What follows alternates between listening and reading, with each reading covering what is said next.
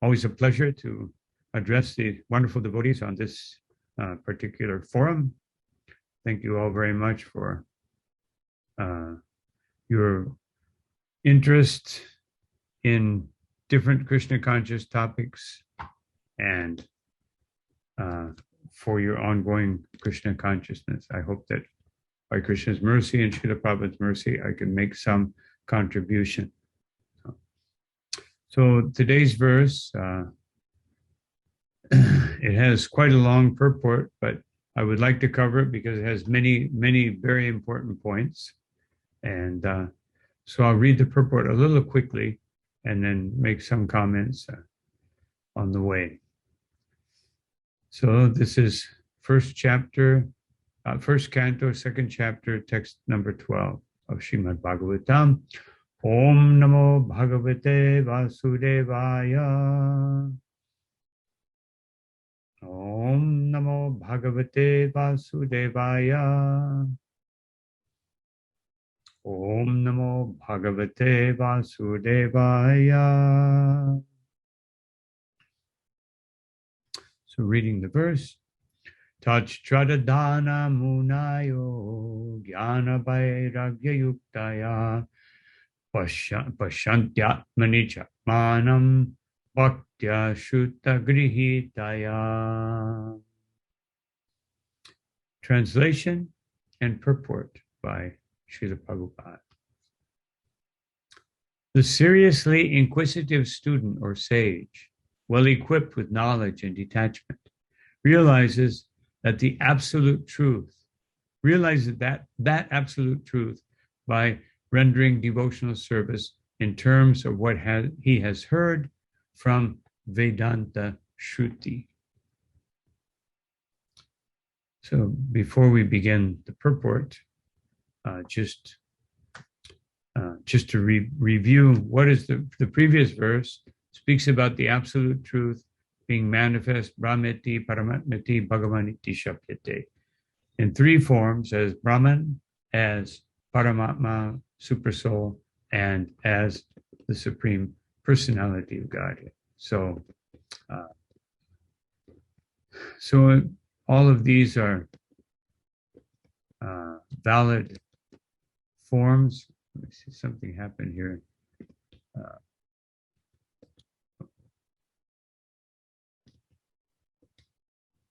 There we go. Okay. And so,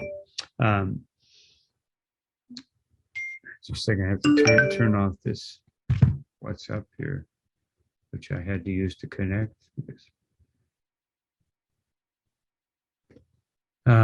So those three aspects, that's what it's saying here, realizes that absolute truth, which is Brahman, Paramatma, and Bhagavan, by rendering devotional service. So this is important that we refer back to that verse. And now the explanation here is saying you must approach the absolute truth through bhakti, and then from that point on, it will be explained. Bhakti will be more prominently and prevalently emphasized as we go on until we get to the main verses of this chapter, which of course I'm going to stop on the 21st or 22nd verse.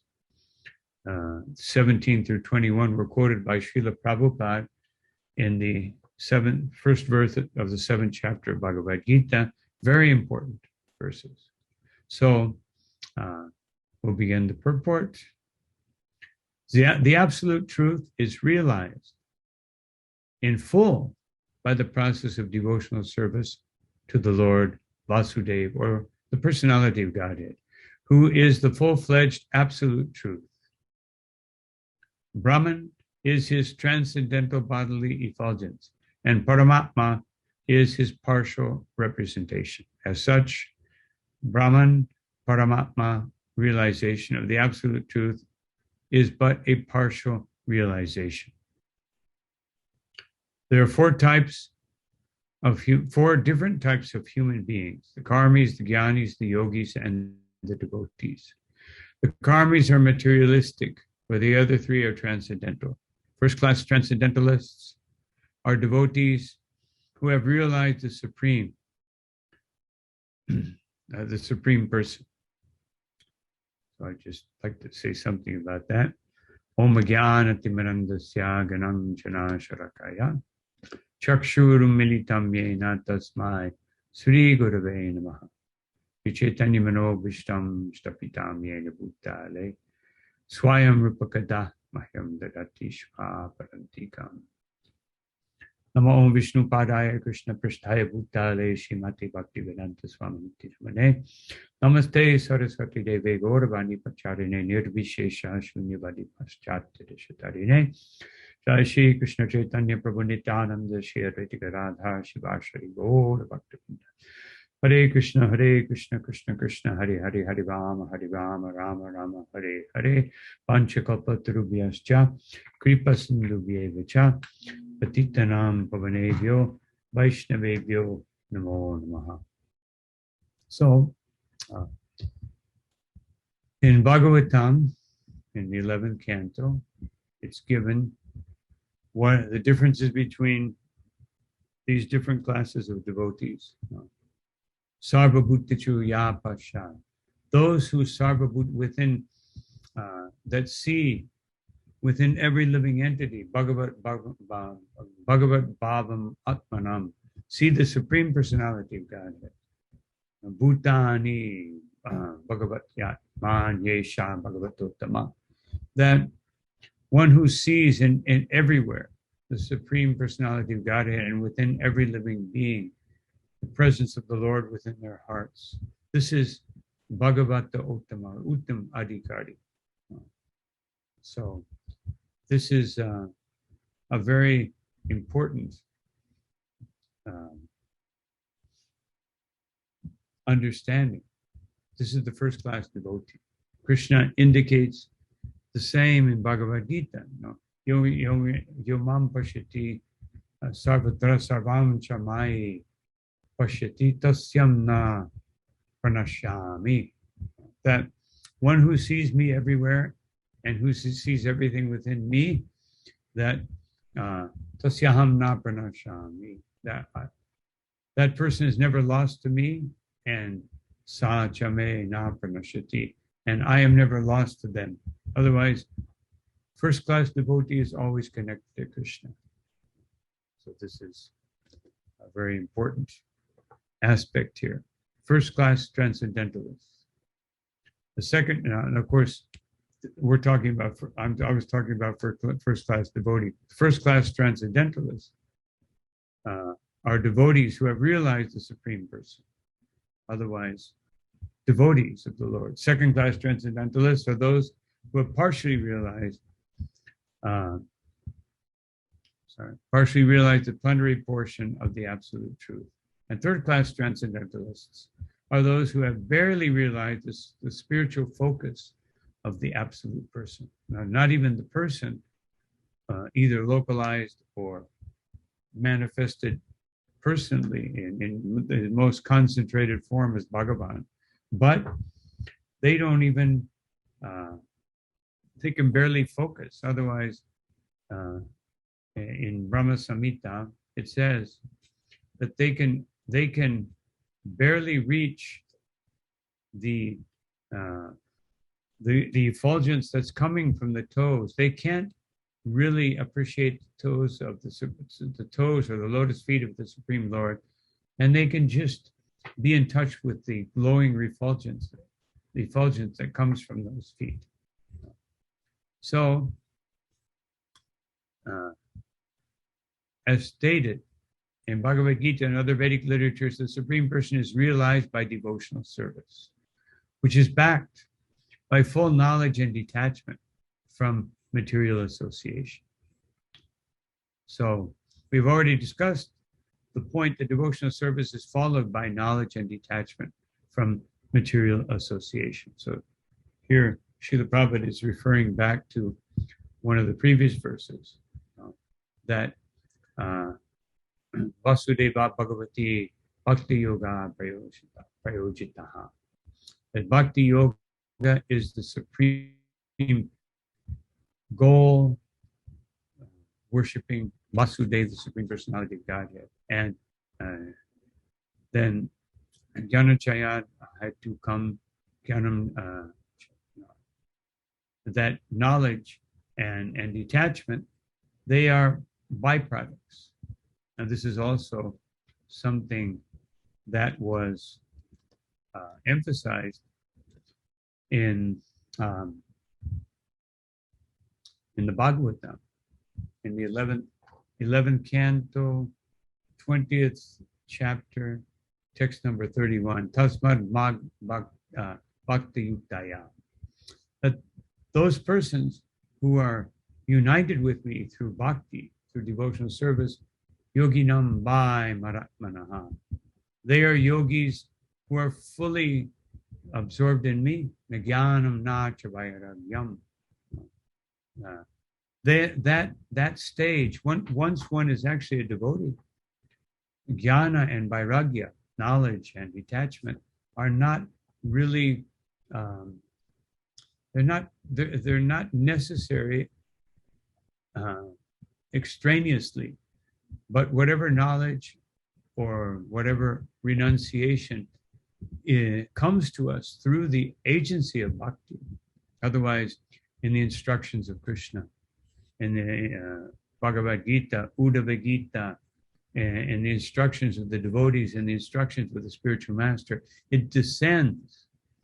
That knowledge which is part of our devotional service, and that renunciation, just like Srila Prabhupada, he gave us the process of the renunciation upon joining Krishna consciousness and taking initiation, the 4 regulative principles, chanting the holy name. Of course, chanting the holy name is fully bhakti, but this is vairagya and jnana. All the knowledge of Bhagavad Gita is bhakti jnana. So bhakti jnana and bhakti vairagya, yes, but they come from bhakti. Of course, Srila Prabhupada does mention that that if you have knowledge, like if you studied some Vedic literatures, and they're actually real Vedic literatures, not something concocted, with real explanations, they will help your devotional service, and they may help you in your preaching. One time Srila Prabhupada said, whatever you have when you come to devotional service, that you can utilize, but no need to acquire more. Otherwise, from that point on, acquire bhakti. Of course, we may need other types of knowledge or skills to perform our devotional service, but that's just an extension of our bhakti. So the point that Srila Prabhupada is making is that, praya shreyo bhavadiha, the Bhagavatam says that that these things will come automatically. And previous verse, a few verses back, also said the same thing. So this is a very important point, that it's backed by full knowledge. It's full knowledge. The knowledge will come from devotional service. It will be realized. As stated in Bhagavad Gita and other Vedic literatures, the Supreme Person is realized by devotional service, which is backed by full knowledge and detachment. We've already discussed this point. As Brahman and Paramatma realization are imperfect realizations of the absolute truth, so the means of realizing Brahman and Paramatma, that is, the paths of jnana and yoga, are also imperfect means of realizing the absolute truth. Now here Srila Prabhupada is taking this from Vishwanath Chakravarti Thakur, this explanation of this, very beautiful explanation. He goes back to the previous verse.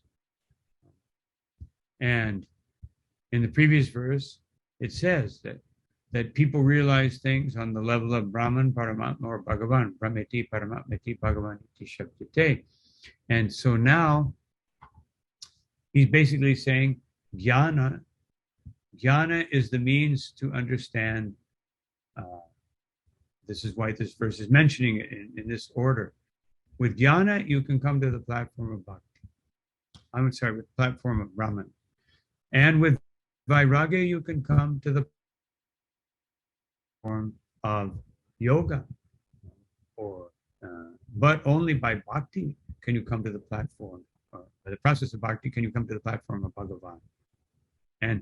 But there's another inversion of all that, which we'll discuss a little later. So now Srila Prabhupada goes into the different types of devotees. Devotional service, which is based on the foreground of full knowledge, combined with detachment from material association. So what does it mean by the foreground? It means that the knowledge and the detachment, which you may have acquired, they can be helpful. But the foreground means that which comes from the spiritual master. The spiritual master is specifically mentioned here, given by our acharyas, and of course emphasized by Srila Prabhupada later in this purport. Shrutta grihitaya. Shrutta, the Vedas are received. So how are the Vedas received? How are the Vedas received? There's a very beautiful verse by Lord Siva, which is very, very, it's found in Chaitanya Charitamrita. And this is a very interesting verse that was spoken by Lord Shiva, and I will give a little history of that. Aham Vedmi Shukaveto Shukaveti Vyasaveti Naveti Va. That I may know, Shiva says, I may know. Shukadev, he may know. Vyasadeva, he may or may not know. Bhaktya Bhagavatam Grahyam. That bhakti, that the Bhagavatam, bhakti in terms of the Bhagavatam, can be received nabudya na chatikaya, not by intelligence, and not by different explanations. Just like Prahlad Maharaj told his father, that you will never understand. You're trying to understand something that you will never understand. Matirya na Krishna paratos fatova. That my dear demoniac father, you can go to all kinds of lectures, you can be instructed by others, or you can try to discern by your own abilities. But because you are grihamedi or grihanam, you're attached to all these material things around you, you will never really understand. So where this verse comes from is when Sridhar Swami, the original commentator on the Bhagavatam, he was a Mayavadi, and then he was converted to devotional service. And when he understood devotional service, he wrote his commentary. He wrote many commentaries, but he was surrounded by Mayavadis. Therefore, some people even think that his commentaries have some Mayavad contamination, but it's not like that. It's just that he wrote his commentary principally for Mayavadis, because those were the people, that was the atmosphere that he was in. And so his explanations are very, detailed, go into a lot of Brahmavadi and Mayavadi considerations, and then he defeats it with bhakti. But if you're not sharp and you're reading his commentaries, one may become confused by some of his explanations. So this is also true with Shukadev. Shukadev was speaking mainly to yogis and jnanis, and there were a few devotees, but most of them were sadhus and rishis, So Shukadev was chosen. He was the chosen person because he was a Brahmavadi in the womb of his mother for 16 years. And only when he came to the point of devotional, he didn't want to come out. Just like the Mayavadis and the Brahmavadis, sometimes they avoid they try to avoid, any material contact. So he didn't want to come out of the womb. But when he understood to some degree devotional service. Now it's interesting that Lord Shiva said, Shuka may understand, and Vyasa, who actually instructed Shuka, he may not understand. But here we see the meaning of this verse in that inversion of Shukadev hearing from Vyasadeva, and then when he speaks Bhagavatam, Vyasadeva comes to hear Bhagavatam. Vyasa veti naveti va. Vyasadeva may know and may not know.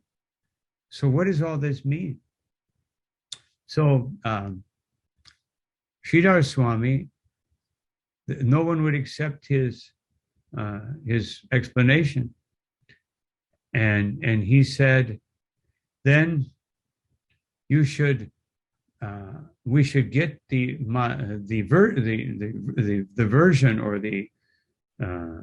the approval or non-approval from Lord Shiva. They were in Kashi, so they went to the Shiva temple, which is where most of them were situated, and they put his commentary on the altar. And the next morning, they found this verse that Lord Shiva had spoken, that I may know.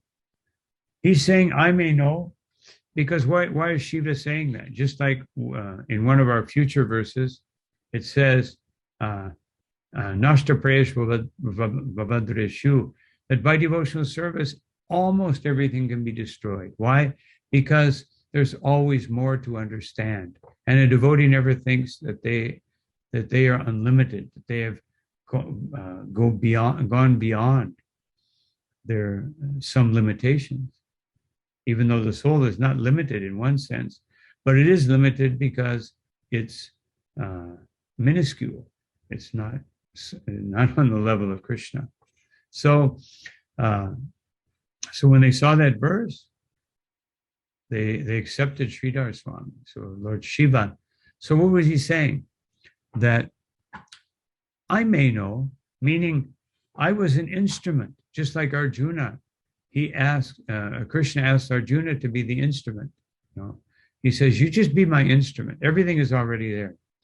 So Shiva, he knows the Bhagavatam to some degree, but he says, I may know because I'm hearing it. I heard it. And what I heard, just like Srila Prabhupada said to the devotees, he said, I only understood about 25% of what my spiritual master said. I heard. Sometimes we hear something, we may not fully realize it, but because we repeat it from an authorized source, it is an authorized. It's an authorized presentation. So Shuka may also, he may know. He may know. Vyasa, he may know also, or he may not know. Otherwise, it's also saying we may know, or all of us may not know.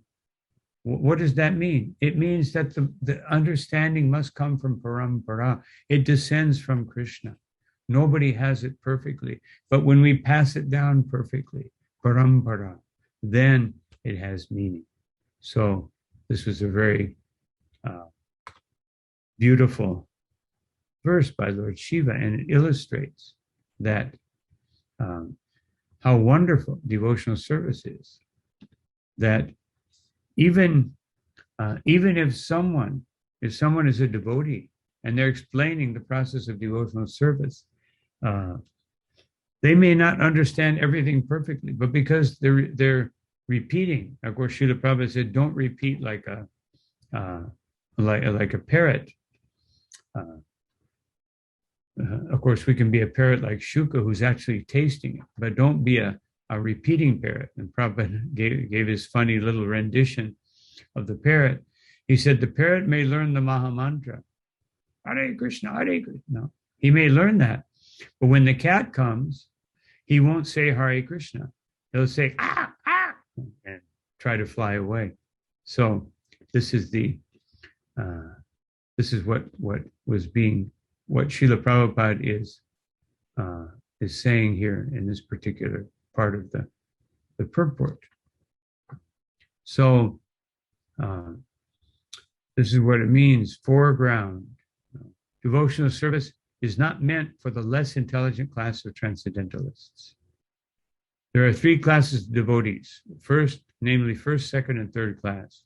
The third class devotees are neophytes who have no knowledge and are not detached from material association, but who are simply attracted by the preliminary process of worshiping the deity in the temple, are called material devotees.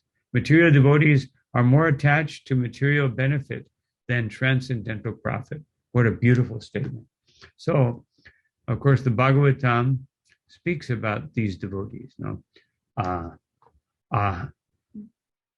Acharyam eva hare, that they can worship the Supreme Lord. Pujam ya shradayehate, shradhaya ihate. They have accepted, they have this degree of faith to worship the deity. Natad bhaktishu chanyashu. No, but they don't fully realize the greatness of the devotees. Sabhakta prakrita shvitaha. They're known as prakriti bhaktas. So Bhagavatam says that they are, yes, they are devotees. Of course, Bhakti Siddhanta Saraswati Thakur said that such devotees, they're not really devotees yet. They're aspiring devotees. But by the mercy of Sri Guru and the Vaishnavas, they are accepted as devotees. Therefore, they become devotees by the descending mercy from the Lord and his devotees. Therefore, one has to make definite progress from the position of material devotional service to second-class devotional position. In the second-class position, the devotee can see four principles in the devotional line. The Supreme Personality, namely the Supreme Personality of Godhead, is devotees, the ignorant, and the envious. One has to raise himself at least to the second stage of a second-class devotee to become eligible to know the absolute truth. So this is interesting. In the same vein of understanding Brahman, Paramatma, and Bhagavan. Well, let's go a little further. A third-class devotee, therefore, has to receive the instructions of devotional service from the authoritative source of Bhagavata. The number one Bhagavata is the established personality of devotee, and the other, Bhagavatam, is the message of Godhead. The third-class devotee, therefore, has to go to the personality of devotee, otherwise to the spiritual master of the Vaishnavas, who earns his livelihood.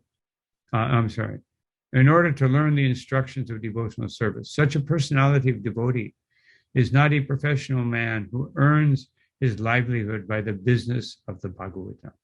Such a devotee must be a representative of Shukadev Goswami, like Sutta Goswami, and must preach the cult of devotional service for the all-around benefit of the people. So this is the qualification. Here Srila Prabhupada gives the special qualification of a second-class devotee being preaching. They preach Krishna consciousness. They are Parivrajakacharyas. Then after that is Paramahansa, or the first-class devotee. And so, let's just finish this paragraph. A neophyte devotee has very little taste for hearing from authorities. Such a neophyte devotee makes a show of hearing from a professional man to satisfy his senses. This sort of hearing and chanting has spoiled the whole thing. So one should be very careful about the faulty process. The holy messages of Godhead, as inculcated in Bhagavad Gita or Srimad Bhagavatam, are undoubtedly transcendental subjects. But even though they are so, such transcendental matters are not to be received from the professional man who spoils them as the serpent spoils milk simply by touch of their tongue. So this is a very, very important, very, very important, that it must be received. As Rupa Goswami says, Shruti Shmiti Purana Di Pancharata Vedindina Aikantiki Harir Bhaktir Utpatadyai Vakalpate. That if devotional service is not based, if what we're practicing or what we're teaching or what you're hearing is not coming from Shruti, from revealed scriptures, from Smriti, the scriptures like the Puranas and other types of literatures, and Narada Pancharatra, the process of devotional service, which has its origin in Narada Muni and his the delineation of devotional service, it simply becomes a disturbance. Utpata yai vakalpate, just a disturbance. So we shouldn't hear from such unauthorized sources. Must come from the devotees. In the 10th canto, there's two beautiful verses that speak about this, or there's many more, but I mean two that came to mind. This one I can't remember it, so I'll have to read it. Swayam samutirya sudushtaram dyumam Pavanavam bhimam adabra sorhida Pavatparam boruha navamatrate nidhayayata saranugraho bhavan. O Lord, who resemble the shining sun, you are always ready to fulfill the desire of your devotee, and therefore you are known as a desire to. When the acharyas completely take shelter under your lotus feet in order to cross the fierce ocean of nescience, they leave behind on earth the method by which they cross. And because you are very merciful to your devotees, you accept this method to help them. So this is from the 2nd chapter, Prayers of the Demigods. So basically it's saying that the lotus feet of the Lord is the boat by which we cross. Now the question came up, Srila Prabhupada mentions this. The question may come, if you take a boat from one side to the other, how does the boat get back? And Srila Prabhupada explains that in his purport. He says, the acharyas taking shelter of your feet in order to cross the fierce ocean of nescience, they leave behind the method. Otherwise, the boat is the transcendental literatures. And Srila Prabhupada gives the example of the Six Goswamis. They were the ones who left the Queen Mary or the Titanic, well, not the Titanic because it got sunk, but the hugest volumes of transcendental literature to bring us to the lotus feet of Krishna. So these literatures are what connects us with his lotus feet, and his lotus feet, as it says, Lord Brahma in his prayers, Samashvitaya Parapalavaplavam, that one who has taken shelter of the lotus feet of the Supreme Personality of Godhead, Mahat Padam Punya Yasho Murare, he gets the shelter of Murari, Krishna, Yasha, who is Punya Yasho, whose fame is completely spotless. And by getting that shelter, Bhavam Budir Vatsya Padam, that one crosses over the ocean of material existence, Vatsya Padam, Param Param, just like the water contained in the hoof print of a calf. Param Param Param Param Param Yad Param Yate Sham. And one crosses over, otherwise one will have the ability to confront all of the difficulties that may be there in the execution of devotional service. So this is very wonderful that we can connect with Krishna through his lotus feet. So going back to the point of the first class, second class, third class devotee, the second class devotee is the preferred platform, in the sense that even if you are a very qualified devotee, that one should even though one may be fully qualified, one should try to come at least to the second class platform if one is a Kanishtadikari. Prabhupada said Kanishtadikari means aparad. It means there will be offenses. And therefore, it's recommended be a second class devotee. Ishware tadadineshu. Second devotee, Ishwara. Ishware or Ishwara. They are attracted, they love the Supreme Personality of Godhead. Tad adineshu. And they establish friendship and loving relationships with the devotees. Bali sheshu. And for those who are bali, who are weak, otherwise the ignorant and foolish persons, they show mercy to those persons. And dvishatsu, those that are dvisha. So it says prema maitri. Prema, they show love for the Supreme Personality of Godhead. Maitra, friendship to the devotees. Kripa, mercy to the foolish and ignorant. And upeksha, or indifference or avoidance of those who are envious of the Supreme Personality of Godhead and his devotees. Yat karoti samadhyama. That is the madhyamadikari. So these devotees, this is the best platform. Now, Srila Bhaktisiddhanta Saraswati Thakur, he explains, this is how it relates to Brahman, Paramatma, and Bhagavan. He explains that a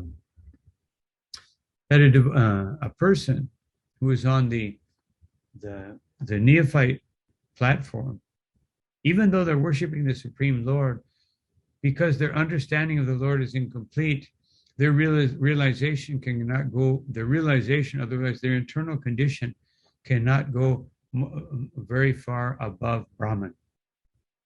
And those who are in the Madhyamadikari platform, their realization, even though they are worshiping the Lord with love, because their love is not fully blossomed, their internal realization is basically on the level of Parama. But the Uttamadikari, their internal condition is on the platform of Bhagavan. They understand Krishna. And so these are the different classes of devotees. So we'll read a little more. A sincere devotee must therefore be prepared to hear Vedic literature like the Upanishads, Vedanta, and other literatures left by previous authorities or Goswamis for the benefit of his progress. So we already discussed this point. Without hearing such literatures, one cannot make actual progress. So one may say, well, I'm not very intellectually inclined. Well, you don't have to be. You can hear Mahabharata, you can hear Ramayana, you can hear the story, you can hear the Bhagavatam in terms of the stories. And then even the most foolish person, they may not be philosophically inclined, but if they hear a pastime of the Lord and someone explains it in a simple way, just like Srila Prabhupada said that Srila Narottam Das Thakur, all of his prayers are in simple Bengali language. They were made for the general public. He was preaching to the general audiences. So Bhaktisiddhanta Saraswati Thakur, he would only preach to very, very capable people. He wouldn't preach to ignorant people. Now, someone may say it seems a little proud. No. If there was a festival, he would serve prasadam to everyone.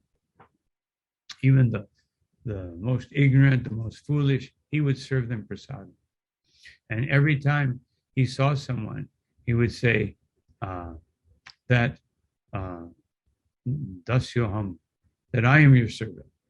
He would say that internally, he wouldn't just say it to them. So, but Srila Prabhupada preached to the intelligent, and he also preached to the general public. Therefore, within Srila Prabhupada's books, we find such a variety of instructions. Because Prabhupada is preaching to the whole world. He had to give that that degree of knowledge and that expansion of knowledge to everything and everyone. So, so these are different degrees, but you must hear. You have to hear. Sometimes people just do service. I often quote a very wonderful verse from the second canto of the Srimad Bhagavatam, the 8th chapter. I think it's text number 4. Shinvata Shradaya Nityam Krinatascha Swachashtitam Kalena Natidirgena Bhagavan Vishate Vridi. That when one Shinvatam Shradaya, when one hears with great faith, and one has to hear with great faith, and from that hearing, Grinatascha Swachashtitam becomes very seriously endeavors. Otherwise, you hear it, you take in that knowledge, and you very seriously endeavor to put it into practice. So there must be sincerity and there must be seriousness. The two things must be there. Shinvata, hearing, is being very, very sincere. I want to understand Krishna. And seriousness means, therefore, I will apply what I'm hearing to my daily life, to my ongoing devotional service. So, anyway, we'll just finish the purport. And without hearing and following instructions, the show of devotional service becomes worthless and therefore a sort of disturbance. We already discussed that in the path of devotional service. Unless, therefore, devotional service is established on the principle of Shruti Shmiti Purana. We just spoke that, Shruti Shmiti Purana Adi, or Pancharatra. No. So these things must be there. The make show of devotional service should at once be rejected. So this is something I would like to speak about for a couple minutes, which is nowadays become very popular, now that our movement has become more of a congregational movement, to just kind of think. People start thinking, I go to the temple, I have Kantimala, I have Tilak, or I may or may not have that. I'm situated in devotional service. And then we begin to dilute a little bit. If we want to, I mean, everything here is referring to the Bhagavatam, hearing the Bhagavatam. Bhagavatam begins, Dharma Pojita Koitavatra, that one has to give up all diluted forms of Dharma. And Paramo Nimatsaranam Satam. And one must use this Bhagavatam to come to the Paramahansa platform free from envy. So there has to be progress. Srila Prabhupada says, for the benefit of their progress, in the beginning of this last paragraph. If one is not hearing, an unauthorized devotee should never be recognized as a pure devotee. Make show devotional service should be rejected. This is very important. We have to always be hearing. Of course, I may be preaching to the choir, because all of you are those who are here hearing. The ones sometimes who need to hear the most are not hearing, but the ones who are hearing will always get more benefit because they are, as Krishna says, paritranaya sadhunam. Srila Prabhupada explains, paritranaya sadhunam means that the sadhu who's already Krishna conscious just is becoming more and more Krishna conscious. Krishna gives them more and more mercy, however that mercy may come. Tate nukambam susamikshamana. A devotee accepts the mercy of Krishna however it comes. So the last line, by assimilation of such messages from Vedic literatures, one can see the all-pervading localized aspect of the personality of Godhead within his own self constantly. This is called samadhi. So, so we must here. This is the, as Krishna says, and we must perform devotional service. And Krishna says, why? Why is this? Sa evayam maya tejya. Today, Arjuna, I'm telling you, yoga prokta puranta, that I'm going to explain this ancient process of devotional service. Bhakto si me sakacheti. Why? Because you are my devotee and you are my friend. And therefore, rahasyam hetaruttamam. Therefore, I will explain I will make this understandable to you. Because you're a devotee and your friend, you will be able to understand this truth, which is hidden by its very nature. Its very nature requires purity. And those who don't have purity, the purity which comes from, and therefore, as Krishna says later on in Bhagavad Gita, Bhaktya tunanyaya shakya aham evam vido Arjuna, that Gyatum drashtum chatattvena pravishtum cha parantapa. That exclusive, pure devotional service, it's only possible, Arjuna, as I am explaining to you, that you can understand me, and by understanding me, that you will be able to see me, and that you will enter into the mysteries of my understanding. What does it mean by mysteries? Chaitanya Mahaprabhu, how Radha Krishna together, that Krishna has as an eternal consort, as Srila Prabhupada said in the introduction to the Krishna book, that, who is that girl with Krishna? So, Krishna, the gopis, so mysterious, and therefore can only be done. And of course, that's summed up in the 18th chapter of Bhagavad Gita, Bhaktyamam Nabhijanati Yavanyaschasmi Tatvataha. That only by the process of devotional service. And what kind of devotional service? Where cha asmi tatvataha, where you understand me in truth. Otherwise, you understand me not sentimentally, not just by some passing sentiment. We really understand when our devotional service is becoming solid, when it doesn't come and go. It's always there. It's always constant. It's always powerful. And then, tato mam tatvato gyatva, tatvata again, tatvata in truth. Once you understand me in truth, vishate tadanantaram, you can enter into the spiritual world. So this is what we're concerned with, that we want to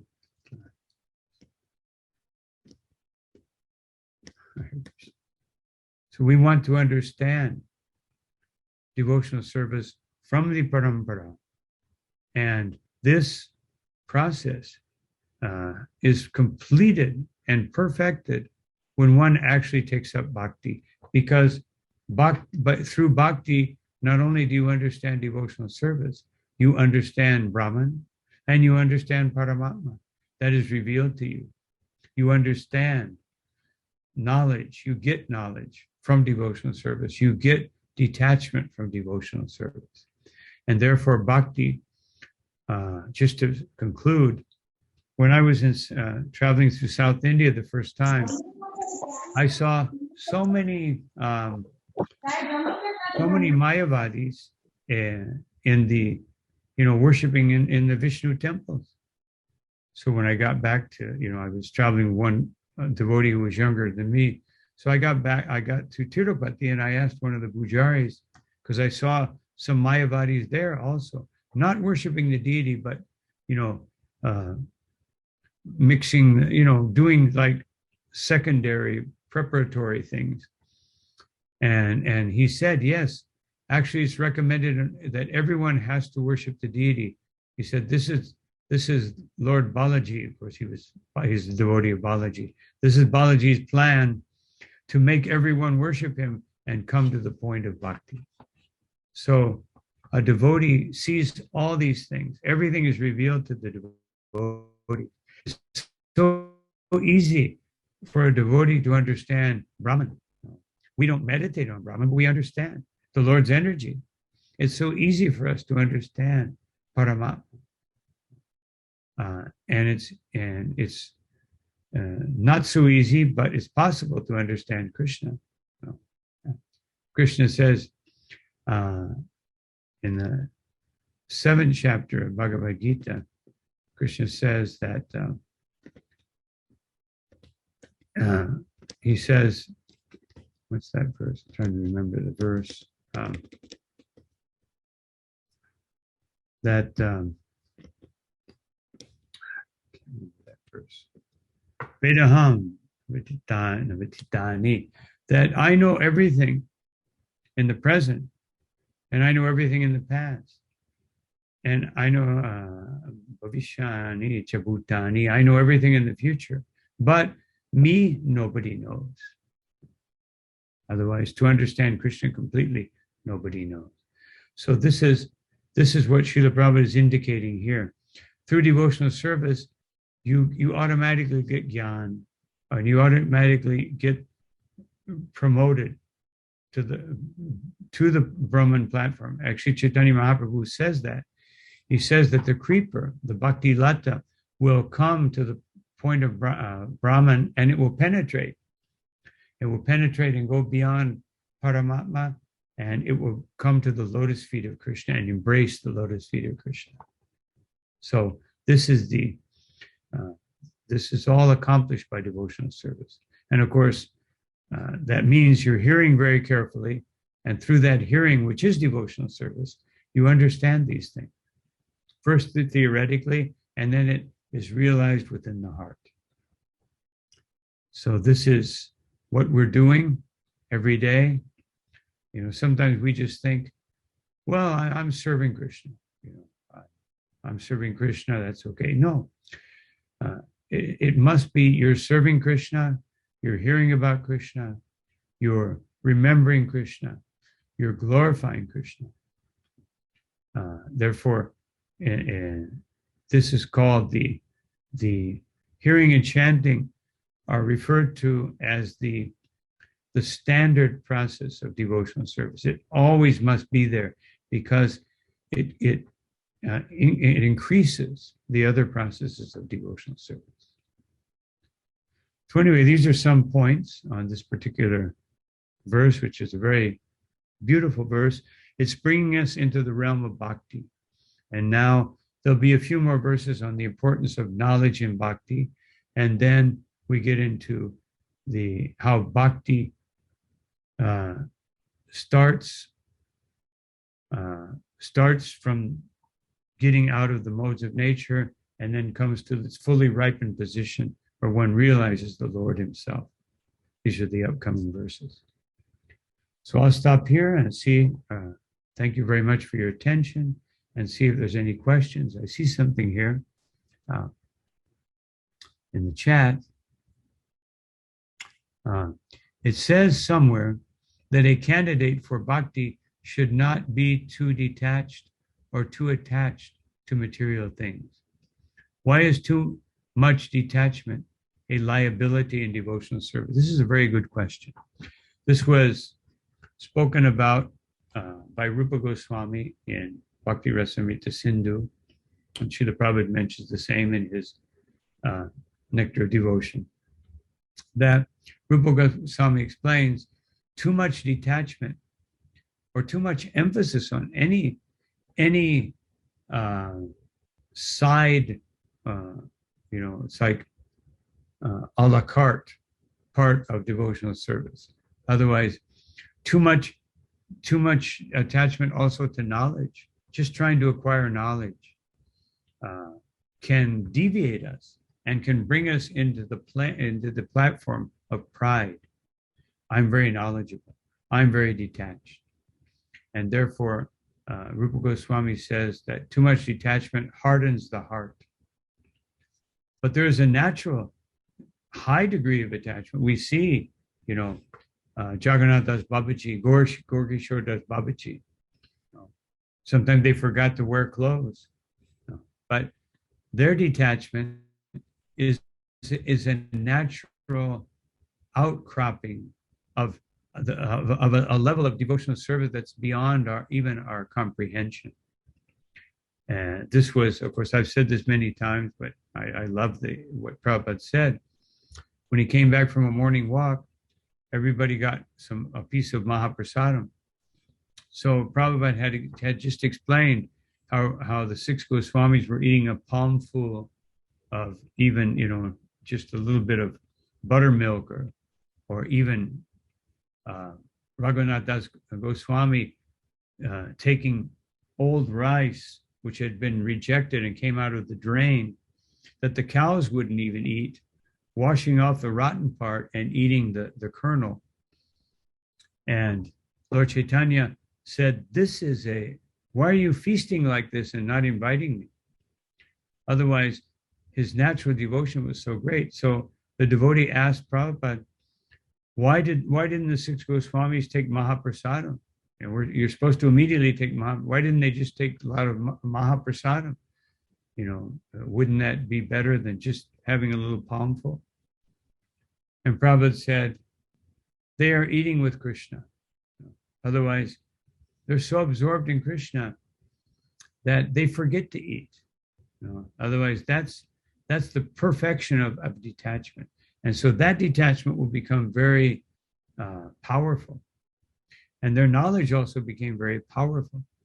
But for an ordinary devotee, if you get, you can get carried away and you can become attached to detachment or attached to knowledge, and that brings you back to the intellectual platform or the bodily platform. And that's why. For those of us that are conditioned, we should avoid extremes. But for those who are in pure devotion on the highest platform, well, we may see very distinct behavior. They may be super detached, or like Pundarika Vidyanidhi, when Gadadhar met him, he was thinking in his mind, how can this person be a devotee? He's, perfumed hair, beautiful silk clothing, beautiful building that he's living in, being fanned by servants with a big hookah in front of him.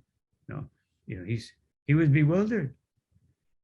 But then when Mukunda spoke the verse Aho Baki, that Putana is so fortunate because she received the full mercy of Krishna. When he heard that verse, he went into ecstasy for 8 hours. And so Gadadhar, he is a great devotee, but he appeared to be like a materialist. But he was a great devotee. But we can't do that. We can't live like a materialist and be pure devotees. We should live as Vaishnavas, not too detached, not too attached. I hope that answers the question. Here's another question in the chat. Oh, that's not a question, that's an announcement.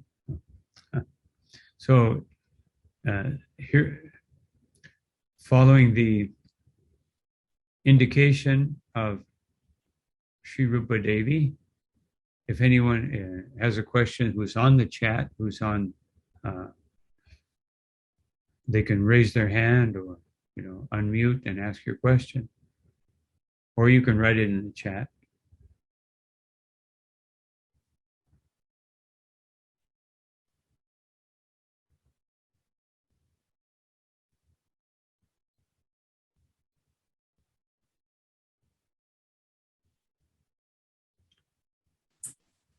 Krishna Maharaj, you cited that verse which said that Shiva says, I may not understand. Would you say that again and explain it? Or paraphrase it? Yeah. Aham Vedi, Shiva says, I may understand. Shukaveti, I may understand. Shuka may understand. Vyasaveti naveti va. And Vyasa may or may not.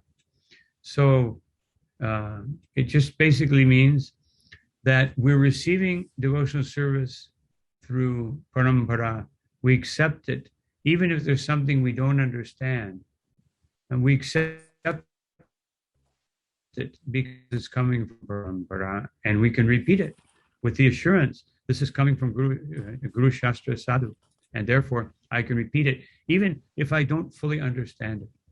I can go out and distribute Prabhupada's books even if I don't fully understand them. So it's a perfect explanation given by an imperfect person. So of course this is also the humility of Lord Shiva.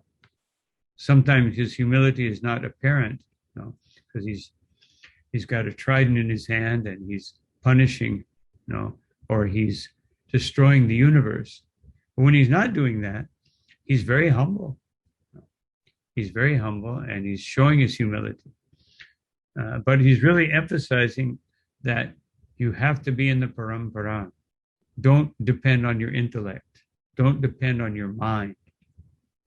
Don't depend on karma, but depend on the parampara.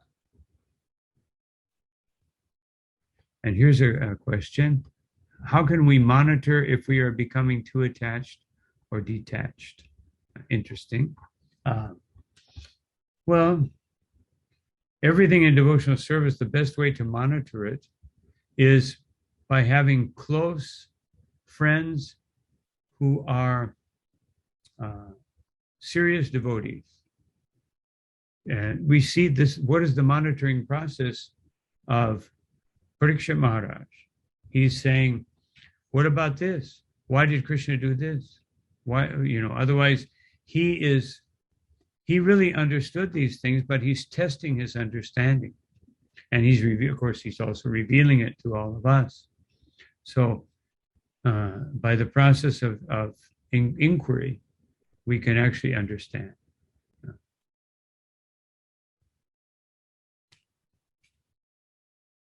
That's the best way. And of course, one can hear the Bhagavatam and Bhagavad Gita, and then one can understand from Bhagavatam and Bhagavad Gita that, I should be doing this, I'm not doing it, let me work on that. Of course, the last verses of the 14th chapter of Bhagavad Gita, which I can't remember, but basically it says, don't be too attached, don't be detached, don't be anything, just be attached to Krishna. Otherwise just like nowadays, I see many people taking up social causes, they become very involved in some cause that's being, manifest. And certainly we can be interested in these things and we can contribute like to ecology but if we live as real devotees, we're automatically ecologists. We're automatically ecologically minded. We're automatically we automatically achieve getting away from overconsumption. All the being a devotee brings you to that platform.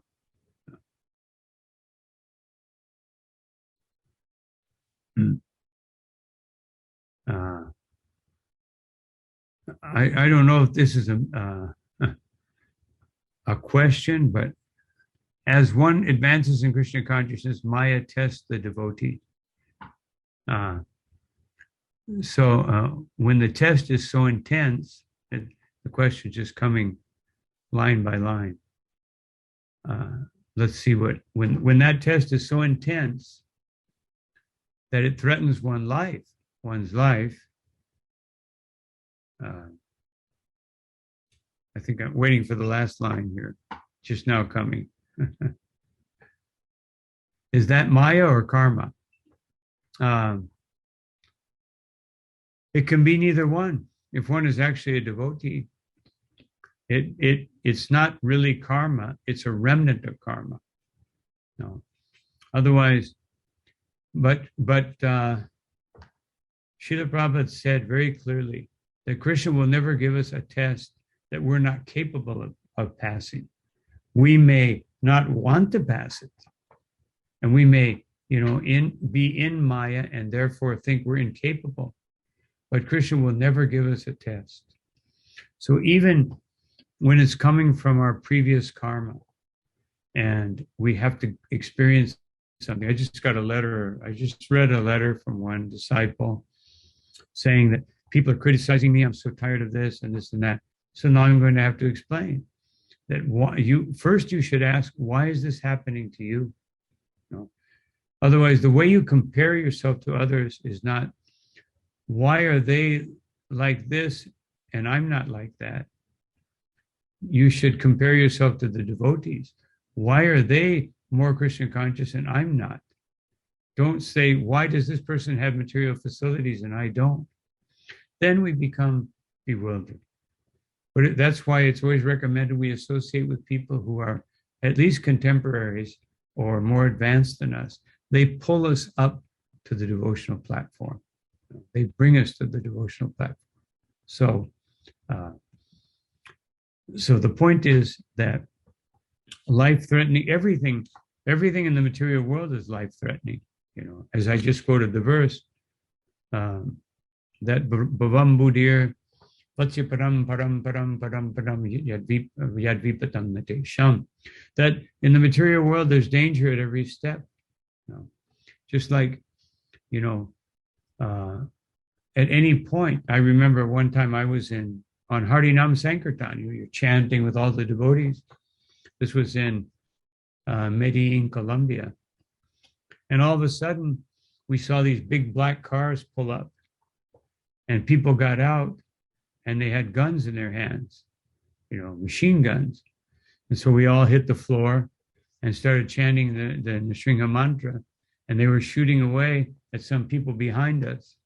So we were chanting the holy name, and all of a sudden there's machine gun fire.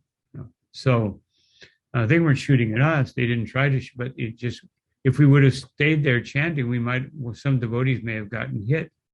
So the point is, we should not think that Krishna is putting me into some dangerous situation.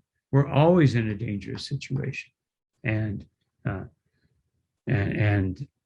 devotee should always be aware of that. This is the essence of 7 days that Parikshit Maharaj had to become, of course, he was already fully Krishna conscious, but to become Krishna conscious in a exemplary way. That Prabhupada emphasizes again and again. He only had 7 days. How much? You may have 7 days, 7 months, or 7 minutes, or 7 seconds. Let's see if I make it to the end of the class. So, but we don't know. So, Maya will not threaten us, or Krishna will not allow Maya to threaten us, will not allow a karma to overwhelm us if we really are trying to be serious in our devotional service. They cannot overcome us. They may cause disturbances, but there'll always be disturbances. The body is a disturbance, always. Have to go eat, have to go to the bathroom, have to sleep, just constantly disturbing. I want to just chant Hare Krishna. No, now you have to go to the bathroom. Now you have to do this. Now you're tired. Now you have to eat. So we're always being disturbed. So I hope that answers the question. Any other question?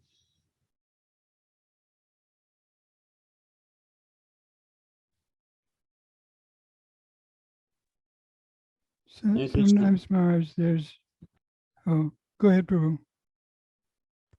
I was just going to say, like, Giriraj Maharaj, one time, there was a home program, and the host was complaining to him about something, and the host went on and on for about 15 minutes or more, and Giriraj Maharaj patiently heard all of the complaints, and then after this person finished her, complaints, he just said to her, just keep on hearing and chanting.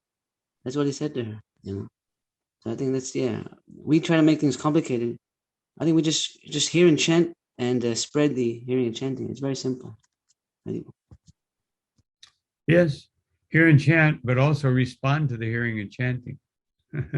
Meaning, if we're hearing and chanting, then properly, the test is that I won't want to criticize. I won't see so many faults. But if I'm hearing and chanting and I'm still doing that, then I have to improve my hearing and chanting. Otherwise, if I'm seeing this problem and that complaint and this and that, then my chanting needs to improve. So it is the solution. That's very, very true. But it has to be done properly. Just like we eat to sustain our body. If we eat properly, then the body is healthy and strong. If we eat improperly, then it makes us worse than we are at this point in time. Of course, you may still, at least you may survive, but so many things will happen by improper eating. So by improper chanting also, and improper hearing, or lack of hearing and lack of chanting, then then the mind the consciousness has to fill up with something. So if you don't fill it up with Krishna, then it will be displaced by Maya. As Krishna says, Maya is sitting on the intelligence, the mind, and the body. She's right there, waiting, just stop your hearing and chanting and she'll rush in like a flood.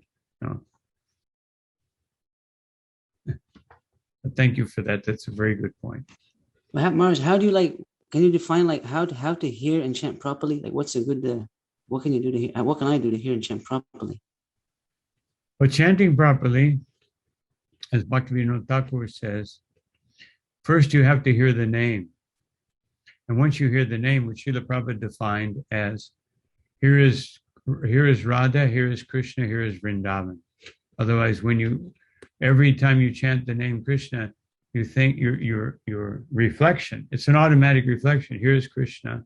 Every time you chant Hare, here's Radha. And then just the whole mantra, I'm in Vrindavan. Otherwise, this is the spiritual platform.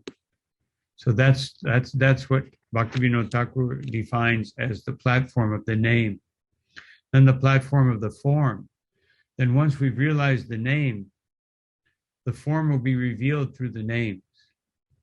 And once we've realized the form of Krishna, and we see his beauty, which is described, Gani Yasya Sakalendriya Vrittimanti, and Venum Konantam Aravind Dalaya Taksha. Once we realize that, then the name will reveal the qualities of Krishna. And then the name will reveal the pastimes of Krishna. So it's just a constant revelation going on. And when we're hearing, the same thing. If we're hearing with attention, then the same thing goes on, becomes more and more apparent in our minds and in our hearts. So Sundar Gopal Prabhu.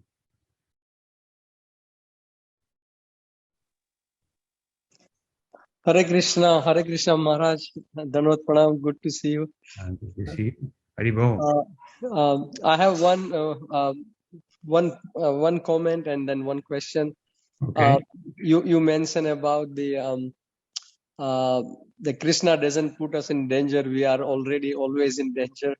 So which I really liked. Thank you very much. That's a good point. And chanting, you said, Maharaj, about that, when we continue to chant, at some point in stage of purification, we realize the form of the Lord. That's very interesting topic, Maharaj. So how one pursue this, and what state of mind or consciousness one need to be to see the Lord? Is it, what is it required? Requires to realize the form, form of the Lord, and then the qualities, and then other aspects of the Lord's. It's actually referring to the deity. When one sees the deity, realization of the form. I always give the example of Lord Chaitanya after the bathing of after the Anasuvara of Lord Jagannath, he's gone for 2 weeks. Then when just before he comes out of the temple, Lord Chaitanya is allowed to go into the temple, by the head pujari, and he's just absorbed in Lord. He can't take his eyes off of Jagannath. And just he goes and he's just meditating on every aspect. So, a practical, pragmatic way of understanding the form of the Lord. Otherwise, the deity is there, and we can't forget the deity. It's not that we treat the deity in a ritualistic way. I do the puja, I dress the deity, and then we go and become absorbed in something else. But that dressing or that artik or that darshan should, as Prabhupada said one time in Los Angeles, he said, we said once in Los Angeles, he said, when you come and take the darshan of the Lord, keep that darshan in your heart. And in Miami, he said, with Gornitai, he said, Gornitai, you have come to take darshan. Gornitai do not want to stay in the temple, therefore take them in your heart and take them out on Sankirtan. So this is how Prabhupada is actually showing us in a practical way what it means to understand the form of the Lord. It's so beautiful. It's so great in the deity form. And of course, if you come to the point where you can actually see the Lord's form in Premanjana Turita Bhakti Vilochanena, by the salve of the pure heart, the pure vision, then you see the Lord. Yat Syama Sundaram Achinti Guna Svarupam. You see the inconceivable qualities of the Supreme Lord. So, but we should just think of it in terms of the deity at this point in our development. If someone's actually seeing Krishna in their mind, in their heart, they won't reveal that so easily to others. When Prabhupada was asked one time, can you see God? He said, since I have been born, I cannot remember a time when I did not think of Krishna. He didn't say, yeah, I'm seeing Krishna dancing with a flute. No. He said, I cannot remember a time when I did not think of Krishna. So, this is like Prabhupada brings these high realizations which one can enter into the realm of imagination, and Krishna and Srila Prabhupada gives it, he anchors it to reality. That's one of the beautiful qualities of Srila Prabhupada. Yeah. Thank you, Maharaj. So anyone else?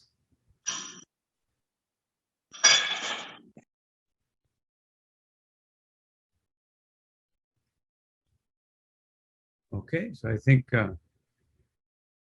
we have reached the point of conclusion. Maharaj, thank you so much for joining us and for such a wonderful class and such beautiful and practical answers to all of the questions. Thank you so much. All glories to His Holiness Guru Prasad Swami, who is also known as GPS, because he knows the exact location of pure devotional service. Hari Hari Bol. Now you've given me a task. I have to come up to that platform. So thank you for giving me that challenge. I'll work on it for the rest of my life. Now you're already there, Maharaj. Hare Krishna. And someone did just ask a question. I know that person, and I will answer it personally, maybe tomorrow. Someone put in a direct chat. Thank you all very much. Srila Prabhupada ki jai, Ananta Koti Vaishnava Vrinda ki jai, Jai Gaura Premanandi. Hari Hari Bol. His Holiness Guru Prasad Swami ki jai. Hi. Hare Krishna.